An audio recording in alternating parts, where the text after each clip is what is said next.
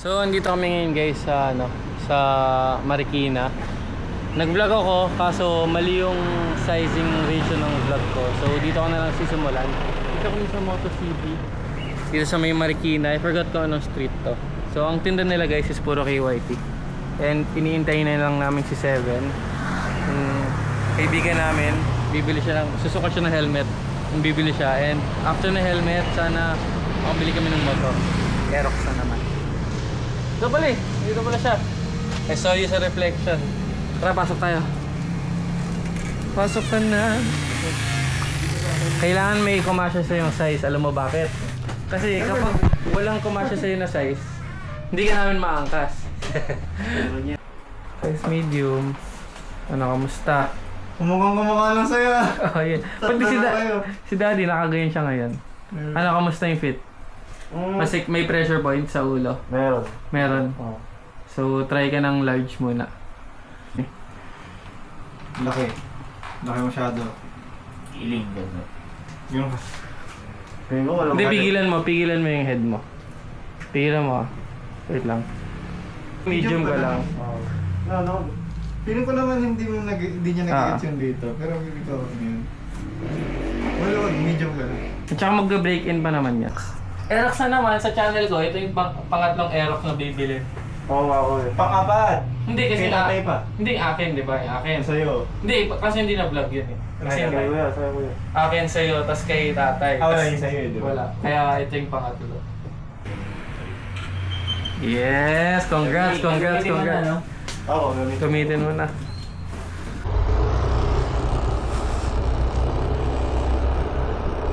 Kasi kanina guys, nag-record ako. Kaso, parang mali ata yung nagawa kong... Hindi ata siya naka-video eh. Para siyang time-lapse ata. Mali. So, diretso lang daw tayo. And then, makikita na natin. Ayun yung motor trade. Okay.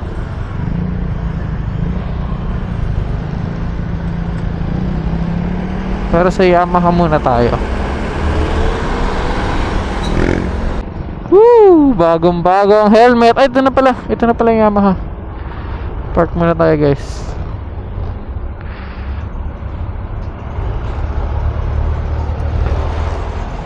Woo! Pogi naman na itong mga to. Diretso ride na ba to? Tara. Uy. Yan guys. Sana may available sila. May available silang white guys at saka yung black. Ayun na. Okay. May additional pencil na 4,910. Ano po ba yung 4,910? Doon na po yung inclusion po ng 3 years po na registro, which is 3 years na po siya. May kasama na po siyang helmet, meron na rin po siya kasama insurance, may kasama na rin po siyang notaryo. Okay. Okay, bali kung sakali yan sir, aabot po yan sir ng 22,910. Tama ako. Gano'ng katagal bago mailabas yung ano? Yung Konting process na kaya. one. So kinabukasan pa. ORCR? Or Hindi. CR natin sir, 30 to 45 working days po. Yan sir, ilan days pa? 30 to 14? 30 to 45. 30 to 45. Kala ko 13 days. Sabi ko, ayos yun ah. Yun yung balak niyang kunin. Yung Aerox. Exactly the same as kay Kuya. Then ito yung mga available nila na non-ABS. Hanap muna tayo ng iba guys. Ikot-ikot muna tayo sa ibang paso.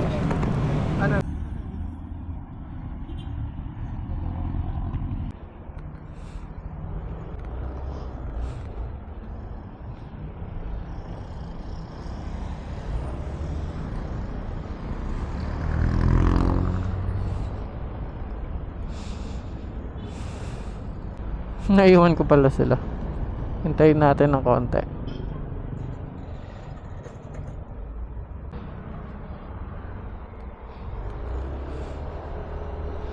Hindi ko sure kung tama.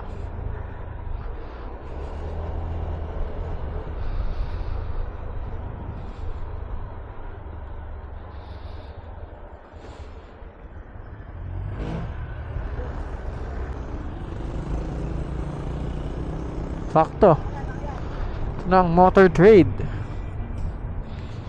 Tingin muna tayo guys. Ay, dun pala. Ito pala.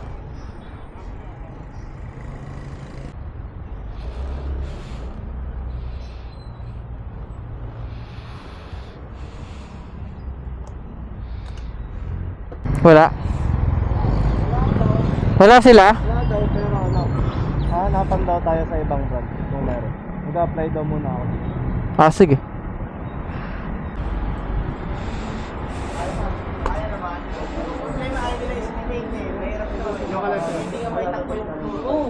Kahit installment po. Ah, so dito daw guys sa Motor Trade, kahit installment may lalabas din within the day. Or pag binili mo, may lalabas mo na siya. So, ayos.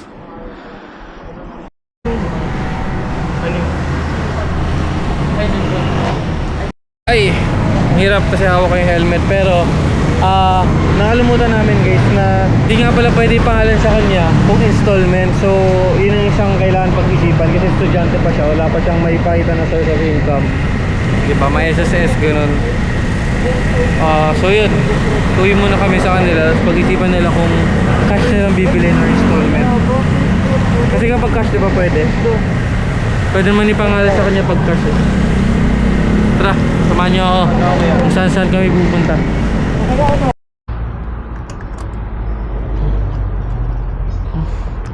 Mission successful naman siya.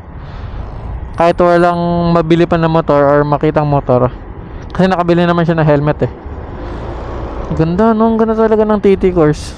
Yun yung pinakamagandang design para sa akin. Pero sa sa mga matte design. Kasi yung matte design magaganda, kaso ayoko talaga ng finish ng matte. So ayan, to be continued muna tong video na to. Pag-isipan muna namin kung papaano, kung cash bibilin or hindi. So yan, see you na lang ulit. Tutugtungan ka to. See you later.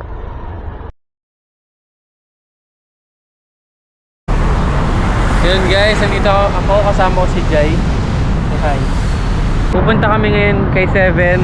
Nakabili na siya ng motor. Sayang hindi ko siya nasamahan, hindi ko na vlog yung mismong pagkuha niya ng motor. Pero nandun na yung motor sa kanila. So tara, tingnan natin.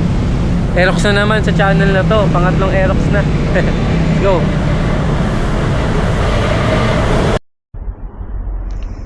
Let's go guys. Ay, tanggalin ko pala to. Sige. Para maganda yung view. Let's go.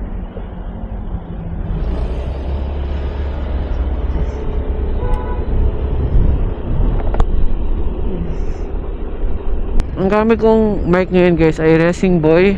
Bumili ako ng bago dahil gusto kong marinig nyo or mapipick up ng mic yung intercom ko pag meron akong kasama. And itong Racing Boy, gumawa sila ng mic na parang sila lang ata ang may ganito eh. Meron siya ng mic na nakakabit sa akin sa mouse ko mismo, sa helmet ko.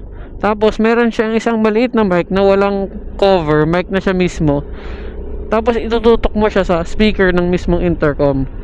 Parang ICC ata ang kanilang tawag doon, ICC system, di ko na maalala.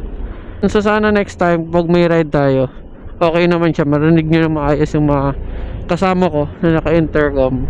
Yan, sina Kuya Ayan, pati si Daddy. And sana maganda rin yung yung mic, yung quality ng mic na to, kasi first time ko siyang ginamit. So as of the moment, hindi ko alam kung ano yung napipick up niya. Pero nilagyan ko siya ng dead cat, na furry dead cat yung akin talaga, kasi ang kasama niya lang ay foam. Pero okay din naman yun, pero wala lang, gusto ko lang matry itong dead cat ko.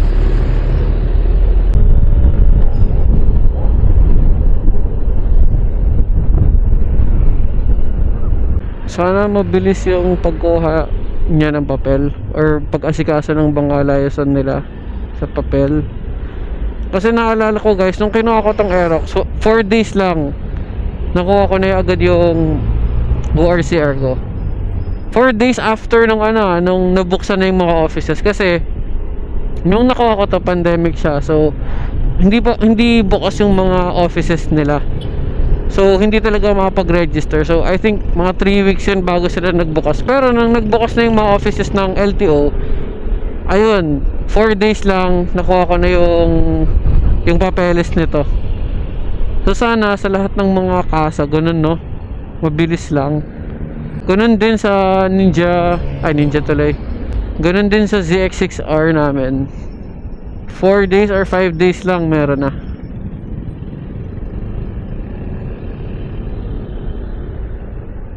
Ang kagandahan ngayon guys, pag bumili kayo ng mga motor ngayon na scooter or lower CC, eh meron na siyang 3 years na registration, no?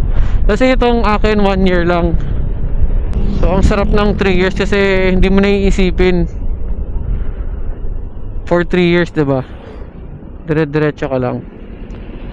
Tapos alam ko kasama na rin ang insurance, pero basic insurance lang yun eh. Yung sa LTO lang din na insurance yan. Actually hindi ko pa naaaral yan. Dapat nga may insurance kami. Wala pa kami insurance for the motorcycles eh. So dito na tayo. Yun yun ang motor guys. Ayos. Yun yung motor guys. Ang pogi ng bago. Sana ganyan din yung akin. Ganyan ka bago. So ang bahala ko pala dito guys sa Aerox natin is meron ako nabiling 60th anniversary na fairings dito. Yan, so nauna na yung mugs at saka yung ano tawag dito? Shocks, yung rear shocks. So nauna na tong dalawa, tapos medyo kinapos ako sa budget. Pero ang susunod ko dito guys, sana hopefully by December napalitan ko na to ng mga nakapag-ipon na ako kasi ang kasama dun sa fairings guys, ito yung mga major fairings. So ito kasi sa 60th anniversary stock pala, I mean black pa rin. Ibang parts tulad nito black pa rin siya, and gusto kong palitan yan, itong mga to gusto ko itong palitan yan. Tulad nito itong tank cover, gusto ko nang palitan yan mga ito, diba? Para pagpalit ng mga bagong fairings na puti, bago na rin lahat.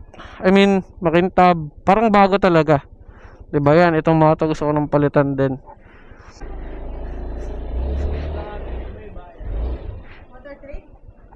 Ito na yung pangatlong Aerox sa vlog natin. Sa channel pala, hindi sa vlog. Ganda ka na. Kita natin. Wala naman iba actually. Yun pa rin siya.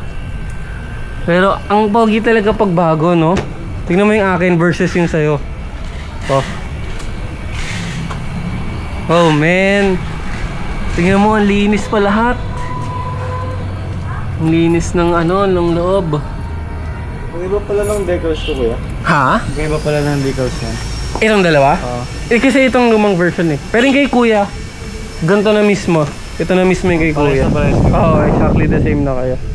Ganda, no? Tapos gumagana yung ganito mo. Ingatan mo to. Kasi yung akin nasira agad eh. Oh, alam mo kung para saan to? Itong rubber.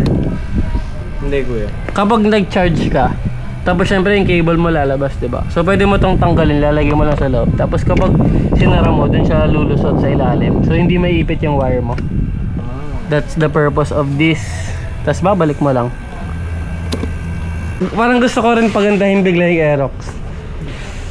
Ang ganda. Tapos mini driving light. Dito may kakabit yung mini driving light, oh. Look at this. You see this? You see that? May ilalagay na bracket na L lang. Tapos dito na yung parang akin, ito mismo. Dito kinabit sa gilid. So yan lang siya, yun lang naman yun. Okay. Nakalimutan ko yung ND filter guys, kaya hindi ganoon ka cinematic yung look nito kahit naka 4K 30. So naka auto lang to. Walang ND filters. Next time dadalhin ko. Ayun, yun yung free helmet nakasama. Ba't nandito to? Dito yun eh, nalagay dito. Dito. Wait. Natanggal lang to. Yun, so andyan lang siya pag kailangan mo. Tapos to? Ito yung X-Pat. Ito ang helmet ng lahat. X-Pat. O, diba? Panis. Ako nga, buti nga ikaw meron eh. Ako wala akong free na helmet nung bumili ako eh. Iba talaga pag bago, tingnan mo yung stitches oh. Habang. Linis. Helmet ko ganyan, 3 years na. Kaya nga. So while I was editing this video, hindi ko napansin na wala pala akong outro. Pero yun, congrats 7 na meron ka ng bagong motor and makakasama ka na sa amin, sa mga kuya mo. And sana I hope you like this video. I hope you like this video. Medyo kulang siya sa content dahil nga hindi ko na-vlog yung pagkuha mismo ng unit. Pero praise God pa rin na may bago silang motor. So yun, see you in the next video. Do like, comment, and share this video. Bye-bye!